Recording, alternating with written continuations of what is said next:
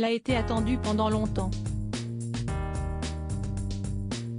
Amandine Pélissard confiait en mars dernier qu'elle était enceinte de son 9e enfant.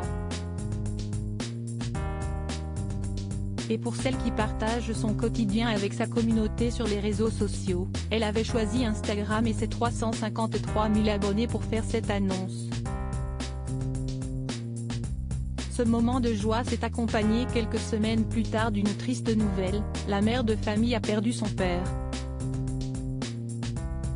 Un décès qui datait du mois de mars et qu'elle a appris le 3 mai.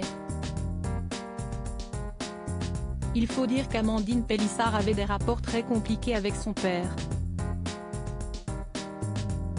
Après quelques jours de pause des réseaux pour gérer son deuil, l'ancienne participante à l'émission de docu-réalité de TF1 Famille Nombreuse, La Vie en XXL a révélé avec son mari, dans un live sur Instagram qu'ils avaient choisi le prénom de leur fille, elle s'appellera Maëna. Et pour son second prénom, les parents ont indiqué avoir opté pour Désiré. Je trouve ça très beau. Ça fait longtemps qu'on aime ce prénom, a confié le papa.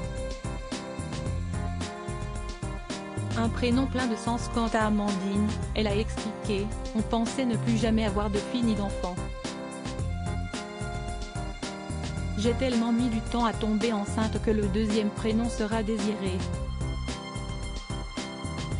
Et celle qui a attaqué TF1 pour travail dissimulé a notamment indiqué que ce second prénom avait une signification particulière, la racine du prénom de mon père si est désir, alors ça fait sens. Un hommage très touchant pour celui qu'elle vient de perdre. Dans son message révélant la mort de celui-ci, Amandine Pélissard parlait des regrets, des doutes, de la colère qu'elle éprouvait.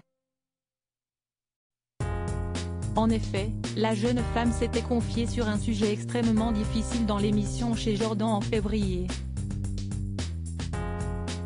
Elle avait notamment révélé que c'était chez son père qu'elle avait été victime de violences sexuelles, de la part de l'un de ses frères qui est mentalement handicapé, alors qu'elle n'était âgée que de 6 ans. Des agressions qui auraient eu lieu jusqu'à ses 12 ans, comme elle l'avait courageusement précisé.